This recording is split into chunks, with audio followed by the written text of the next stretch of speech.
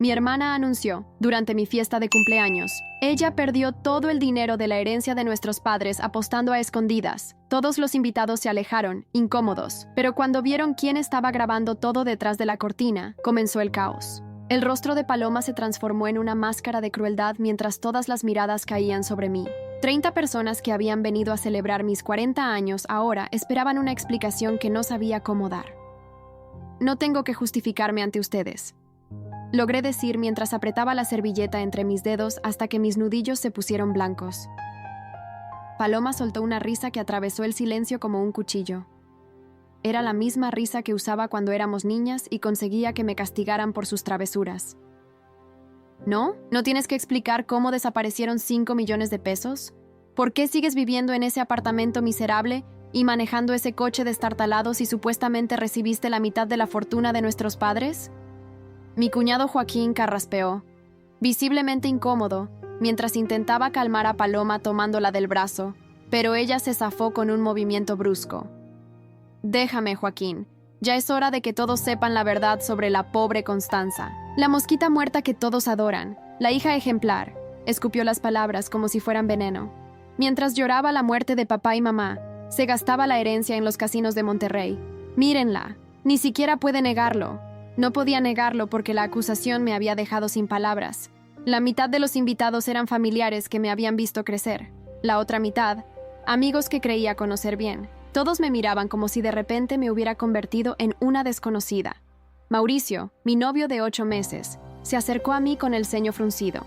Esperaba que tomara mi mano, que me defendiera, pero en cambio me miró fijamente y preguntó, ¿es esto cierto, Constanza? ¿Por eso nunca me has dejado ayudarte económicamente? Antes de que pudiera responderle, Paloma continuó con su ataque. Y lo peor es que después venía a pedirme dinero a mí. Es para un tratamiento médico, Paloma. Necesito ayuda con el alquiler, Paloma. Mentiras. Todo para financiar su adicción al juego.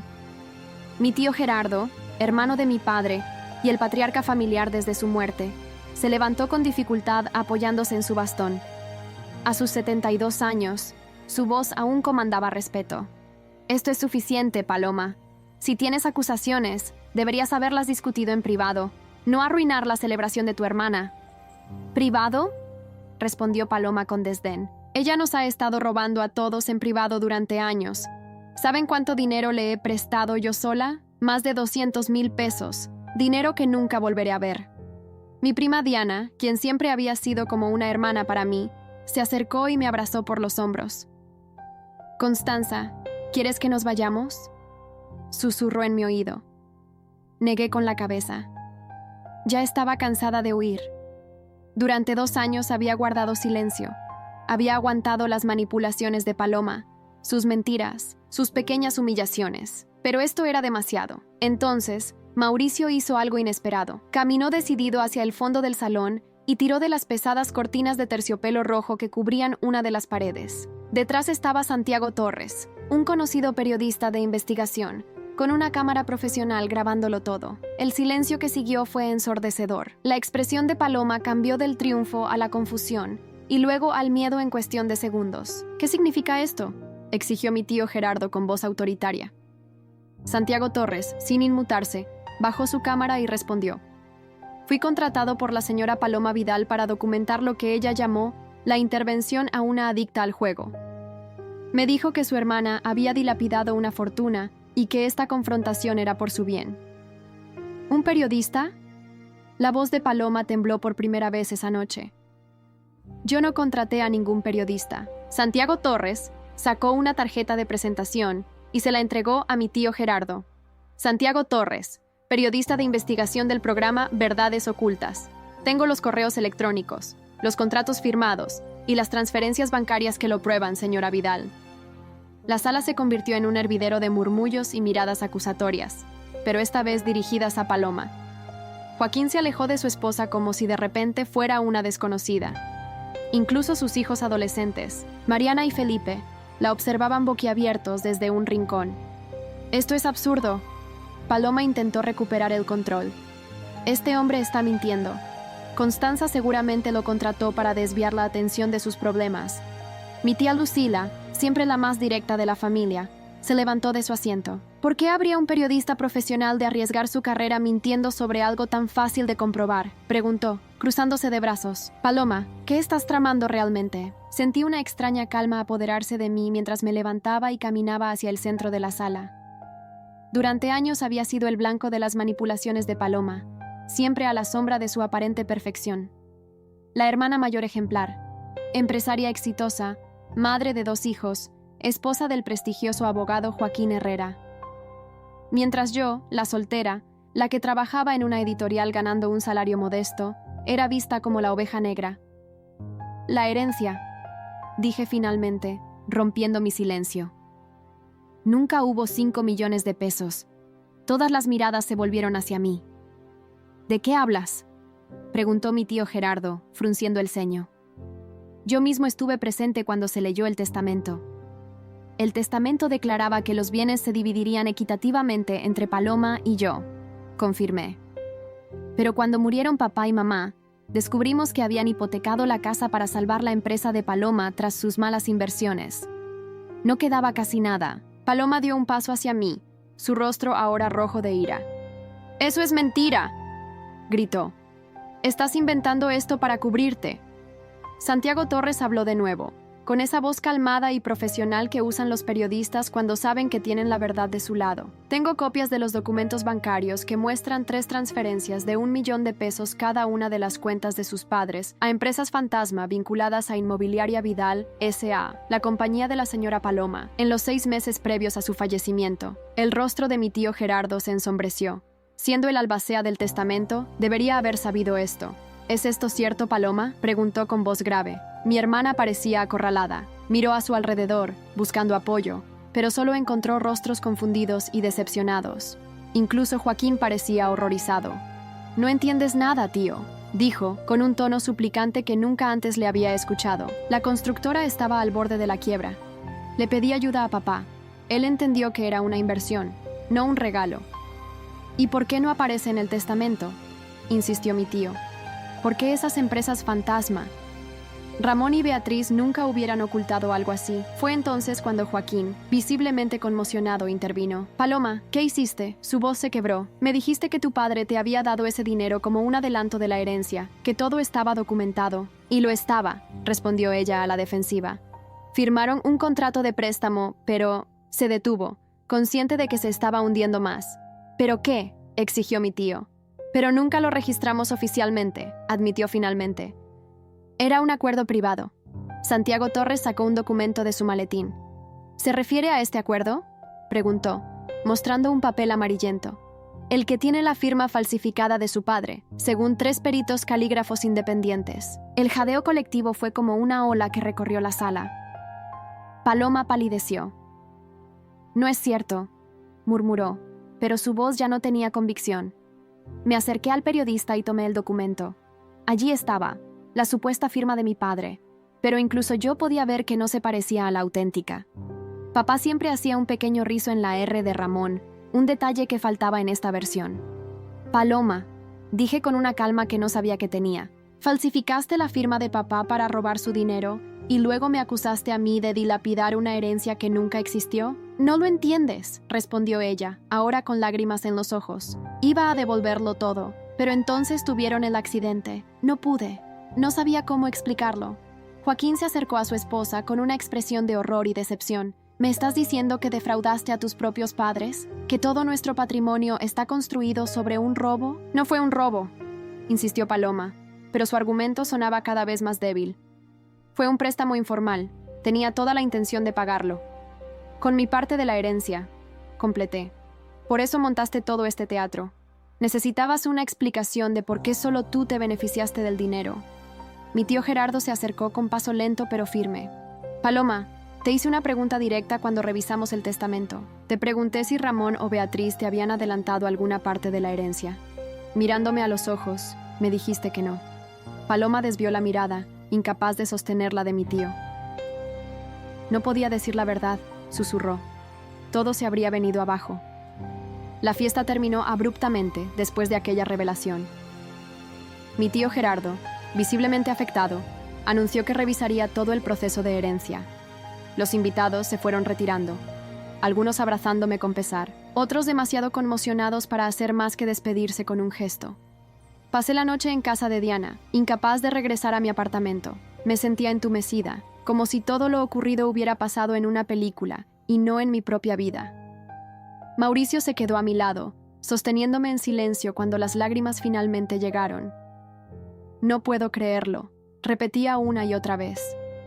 Todos estos años guardando el secreto para protegerla, y ella planeaba humillarme públicamente. ¿Por qué no me contaste la verdad?, preguntó Mauricio acariciando mi cabello. Le expliqué que después del accidente que mató a mis padres, Paloma me había jurado que devolvería el dinero prestado y que mantendríamos el asunto en familia. Me convenció de que revelar la verdad solo mancharía la memoria de nuestros padres y destruiría a su familia. Fue estúpido, admití. Pero era mi hermana, la única familia cercana que me quedaba. Quise creerle. Los días siguientes fueron un torbellino. Santiago Torres resultó ser un periodista legítimo que había estado investigando a Paloma y su constructora por presuntas irregularidades en contratos municipales. La coincidencia de mi fiesta de cumpleaños le había proporcionado una oportunidad perfecta para documentar el carácter de mi hermana.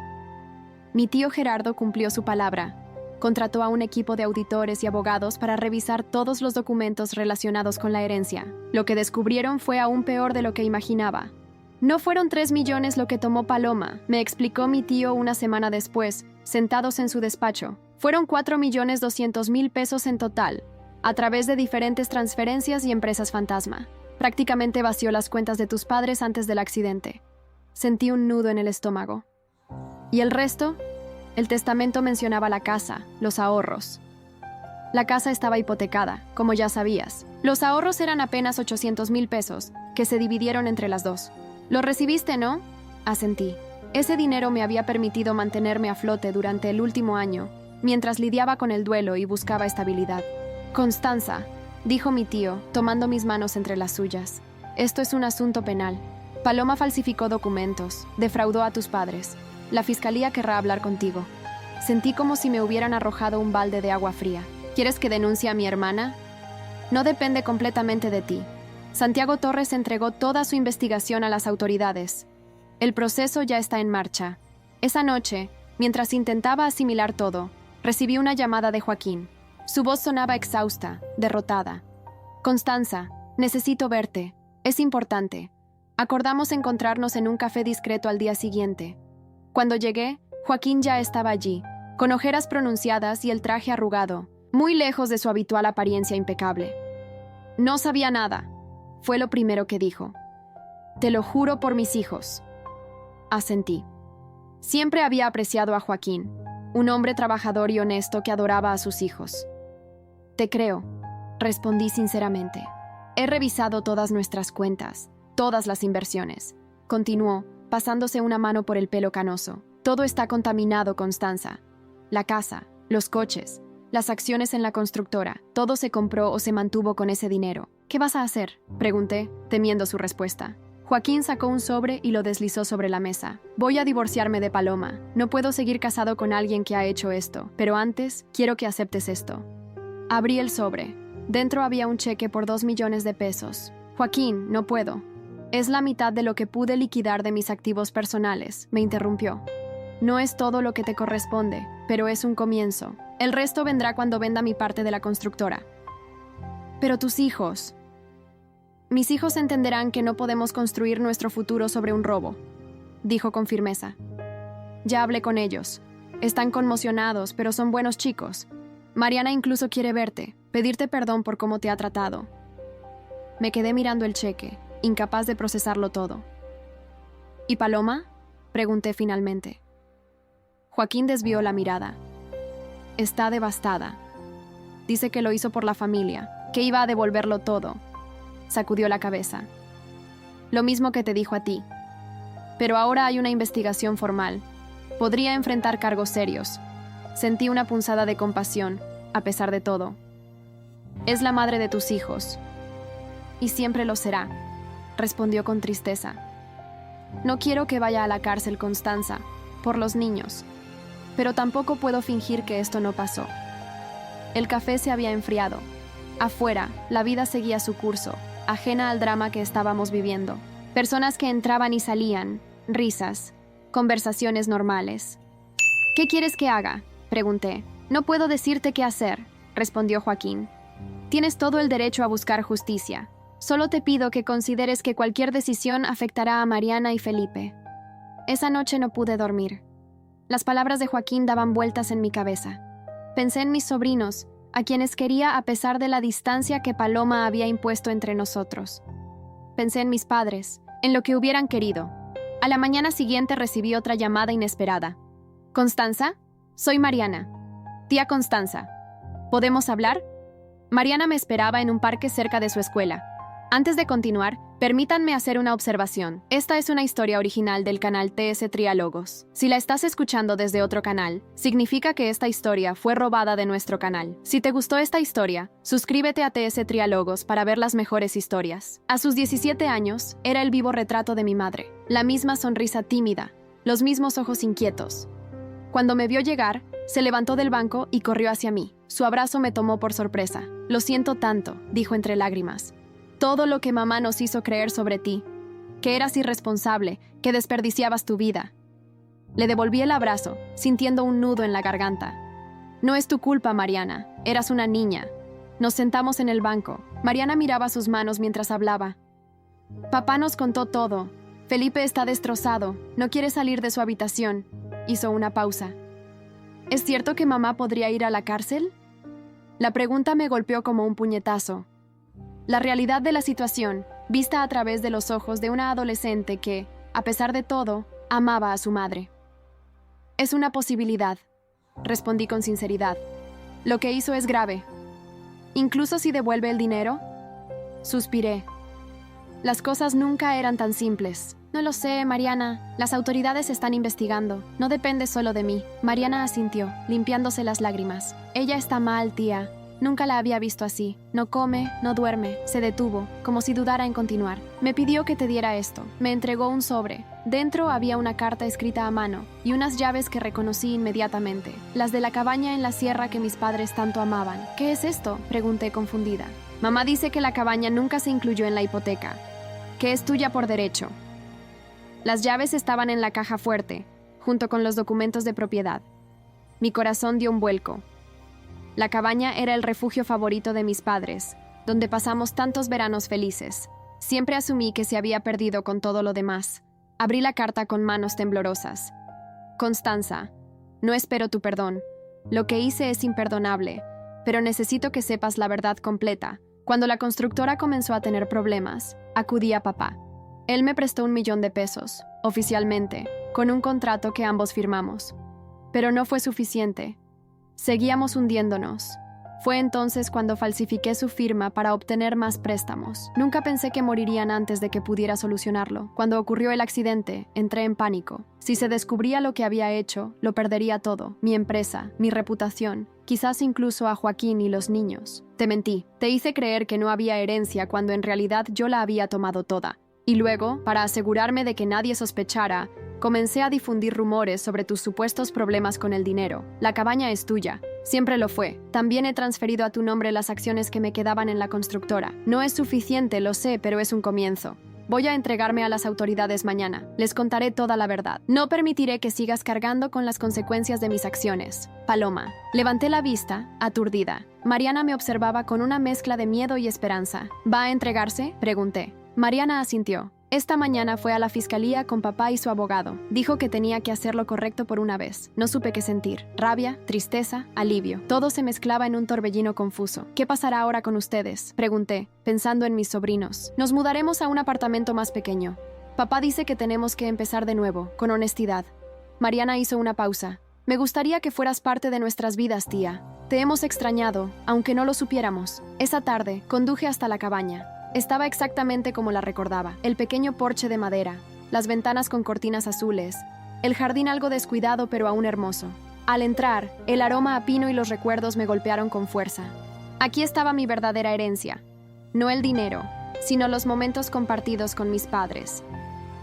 Mientras revisaba las habitaciones, mi teléfono sonó. Era Santiago Torres. «Señorita Vidal, disculpe la intromisión, pero pensé que debería saberlo. Su hermana se ha entregado y ha confesado todo. Me senté en el viejo sillón de mi padre, sosteniendo su pipa abandonada. ¿Qué pasará con ella? El fiscal está considerando un acuerdo, explicó Torres. Dado que ha confesado voluntariamente y está dispuesta a restituir lo que pueda, podría enfrentar una condena reducida, quizás incluso libertad condicional. No sentí el triunfo que hubiera esperado, solo un profundo cansancio. Hay algo más que debería saber, continuó Torres. Su hermana me entregó esto para usted. Escuché el sonido de papeles siendo manipulados. ¿Qué es? Un diario de su madre. Parece que lo mantuvo durante sus últimos años. Hay entradas sobre usted, sobre su hermana, revelaciones importantes. Mi corazón se aceleró. ¿Puedo verlo? Se lo enviaré por mensajería hoy mismo.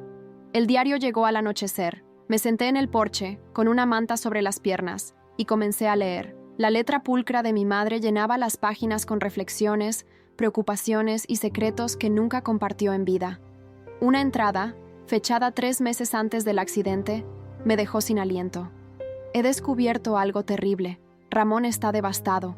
Los documentos que firmó para ayudar a Paloma con la constructora han sido falsificados, multiplicados. Nos han robado prácticamente todos nuestros ahorros para la jubilación. ¿Cómo pudo hacernos esto nuestra propia hija? Ramón quiere confrontarla, pero yo temo las consecuencias. No solo legales, sino familiares. ¿Y sus hijos? ¿Qué pasaría con ellos si Paloma fuera a prisión? Le he sugerido una solución. Modificar nuestro testamento para que todo lo que queda vaya a Constanza, incluyendo la cabaña que tanto ama. Paloma ya ha tomado más que su parte. Es lo justo. Mañana visitaremos al abogado. Después, hablaremos con Paloma. Tiene que entender la gravedad de lo que ha hecho. La siguiente entrada era la última, escrita el día del accidente. La reunión con Paloma fue terrible. Negó todo. Nos acusó de favorecer a Constanza, de no apoyarla lo suficiente. Ramón perdió los estribos como nunca antes. Salimos furiosos de su casa. Necesitamos calmarnos. Vamos a conducir hasta la cabaña para aclarar nuestras ideas. Decidir qué hacer. Quizás el aire de la montaña nos ayude a encontrar una solución que no destruya completamente a nuestra familia. Nunca llegaron a la cabaña. Un camión de carga perdió el control en la carretera de montaña, impactando de frente contra su coche. Murieron al instante, según los informes. Las lágrimas corrían por mis mejillas mientras el significado de estas palabras se asentaba en mi mente. Mis padres sabían la verdad. Estaban intentando arreglarlo cuando murieron. Y lo más doloroso, iban camino a la cabaña porque discutieron con Paloma. Al amanecer, tomé una decisión. Necesitaba ver a Paloma. La encontré en su casa, ahora casi vacía después de que los activos familiares fueran congelados, preparándose para su audiencia con el juez. Parecía haber envejecido 10 años en unas semanas. Su rostro, antes radiante de confianza, ahora era una máscara de agotamiento y vergüenza. Constanza, dijo al verme, su voz apenas un susurro. No esperaba. Leí el diario de mamá, la interrumpí, sin rodeos. Sé que ellos descubrieron lo que habías hecho. Sé que iban a la cabaña después de discutir contigo. Paloma se dejó caer en una silla, como si mis palabras la hubieran golpeado físicamente. ¿El diario? ¿Dónde? Santiago Torres lo tenía. Mamá lo envió a una amiga antes del accidente, por seguridad. Eventualmente llegó a sus manos durante la investigación. Mi hermana cerró los ojos. Una lágrima solitaria recorrió su mejilla. Cuando supe que habían muerto en esa carretera, su voz se quebró. Casi me volví loca. Ellos nunca iban a la cabaña en esa época del año. Solo podían estar ahí por ti, completé. Porque descubrieron tus fraudes. Paloma asintió, incapaz de mirarme a los ojos. No fue solo el dinero, Constanza. Fue todo. Las mentiras, los engaños. Papá estaba furioso como nunca lo había visto. Dijo que iba a denunciarme, que iría a la cárcel. Se cubrió el rostro con las manos. Yo les grité cosas horribles. Les dije que siempre te habían preferido, que nunca apreciaron mis sacrificios, mis logros. Me senté frente a ella, sintiendo cómo la rabia y el dolor luchaban dentro de mí. ¿Y después decidiste culparme a mí? ¿Convertirme en la oveja negra? No fue planeado, respondió, mirándome por fin. Al principio solo quería mantener las apariencias mientras solucionaba el desastre financiero, pero cuando se leyó el testamento, hizo una pausa. El abogado mencionó la modificación que iban a hacer. Iban a dejarte todo a ti, explícitamente. La cabaña, lo que quedaba de su dinero, todo. Pero nunca llegaron a firmar ese nuevo testamento. Concluí. No, murieron antes. Y yo, aproveché la oportunidad. Convencí a todos de que el dinero ya no existía, que la empresa lo había absorbido todo legalmente. Y luego, lentamente, comencé a sugerir que tú tenías problemas, que eras irresponsable. La miré, intentando reconciliar a esta mujer rota con la hermana que alguna vez adoré, la que me enseñó a montar en bicicleta, la que me defendía de los abusones en la escuela. ¿Por qué, Paloma? ¿Por qué no simplemente pediste ayuda? Habríamos encontrado una solución juntas. Ella negó con la cabeza. No lo entiendes. Mi vida entera estaba construida sobre la imagen de éxito, de perfección. La constructora, los contratos municipales, las fiestas de caridad, todo tenía que ser impecable. Cuando comenzamos a perder dinero, cuando los inversionistas se retiraron, se interrumpió, tragando saliva. Entré en pánico. Una mala decisión llevó a otra y a otra. Joaquín apareció en la puerta, vestido formalmente para la audiencia. Su expresión se suavizó al verme. Constanza, no sabía que vendrías. Me levanté, repentinamente consciente del tiempo. Tengo que hablar contigo y con el abogado antes de la audiencia. Joaquín me miró confundido. ¿Sobre qué? Sobre lo que voy a declarar. El juzgado estaba lleno, no solo de familiares y amigos, sino también de periodistas atraídos por el escándalo que involucraba a una de las empresarias más prominentes de la región. Santiago Torres estaba allí, observando todo con ojo profesional. Cuando me llamaron a declarar, sentí todas las miradas sobre mí. El fiscal me preguntó sobre el fraude, sobre cómo había afectado mi vida, descubrir que mi hermana había robado mi herencia. Respiré hondo antes de responder. Mi hermana cometió un grave error, comencé. Tomó decisiones terribles que lastimaron a mucha gente, incluida yo. Hice una pausa, mirando directamente a Paloma. Pero creo que ya está pagando por ello. Ha perdido su empresa, su matrimonio, su reputación. Sus hijos están sufriendo. El fiscal me miró con impaciencia. Señorita Vidal, la pregunta era sobre el fraude. Lo sé, respondí. Y mi respuesta es que no quiero que mi hermana vaya a la cárcel. Quiero que restituya lo que pueda, que haga servicio comunitario, que se someta a supervisión financiera. Pero sobre todo, quiero que tenga la oportunidad de reconstruir su vida, de estar presente para sus hijos. Un murmullo recorrió la sala. Paloma me miraba con incredulidad. ¿Está usted pidiendo clemencia para la persona que la defraudó?, preguntó el juez, ajustándose las gafas. Estoy pidiendo justicia, no venganza, respondí. Mi hermana ha confesado, está arrepentida y ha comenzado a restituir lo que tomó. Sus hijos no deberían crecer sin su madre. Más tarde, después de que el juez dictaminara una sentencia de 5 años de libertad condicional, 200 horas de servicio comunitario y la obligación de restituir completamente los fondos malversados, Paloma se acercó a mí en el pasillo del juzgado. ¿Por qué lo hiciste?, preguntó, su voz apenas audible. Después de todo lo que te hice. La miré, realmente la miré, quizás por primera vez en años. Porque nosotras también perdimos a nuestros padres en esa carretera, Paloma. Y no quiero perder a mi hermana también. Sus ojos se llenaron de lágrimas. No merezco tu perdón. No se trata de merecer, respondí. Se trata de elegir. Elijo creer que podemos reconstruir algo, si no por nosotras, por Mariana y Felipe, por la memoria de papá y mamá. Paloma asintió, incapaz de hablar. Hay una condición, añadí. Completa honestidad de ahora en adelante. No más mentiras, no más manipulaciones. Lo prometo, dijo, extendiendo su mano temblorosa hacia mí. La tomé, sintiendo que algo que había estado roto durante mucho tiempo comenzaba, lentamente, a sanar. Han pasado 2 años desde aquella audiencia. La cabaña en la sierra se ha convertido en mi hogar permanente.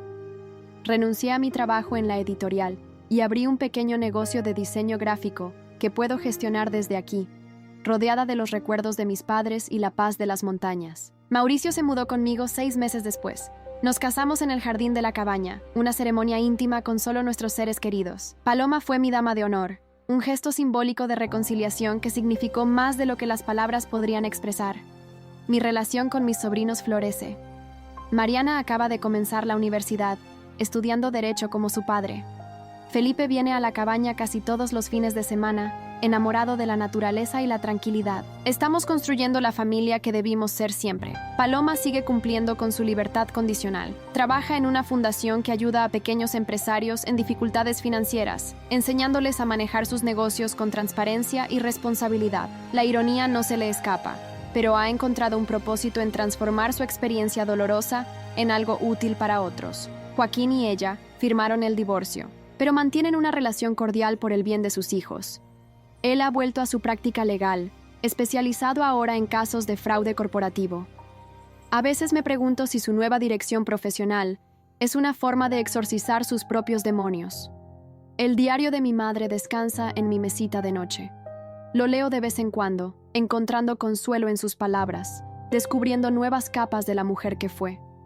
Me ha ayudado a entender que nuestros padres, como todos, eran humanos complejos con sus propios miedos y contradicciones. La verdad, por dolorosa que sea, siempre encuentra su camino hacia la luz. En nuestro caso, nos liberó de una prisión de mentiras que nos mantenía a todos cautivos. No sé qué nos depara el futuro, pero por primera vez en mucho tiempo, lo espero con esperanza en lugar de temor. Si llegaste hasta aquí y te gustó, no olvides dejar tu like y suscribirte a nuestro canal. Tu apoyo nos motiva a traer más historias increíbles. Muchas gracias y que tengas un excelente día.